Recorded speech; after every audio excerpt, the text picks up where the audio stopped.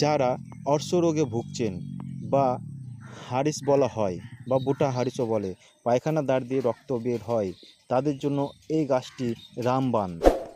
যাদের হারিস আছে তারা এই গাছটি তুলে নিয়ে আসবেন। পাতাগুলো কত্থ করে হারিসের জায়গায় লাগাতে পারেন এবং পাতাগুলো কত্থ করে খেতেও পারেন। কত্থর সঙ্গে দিবেন সুয়াখান গোলমরিচ, একটা গোটা গোলমরিচ এবং আরেকটা গোলমরিচের 4 ভাগের 1 অংশ দিয়ে বেটে খাবেন। নিয়ত 4-5 দিন এইরকম খাবেন, দেখবেন অবশ্যই আপনার অর্শ বা হারিস রোগ ঠিক হবেই।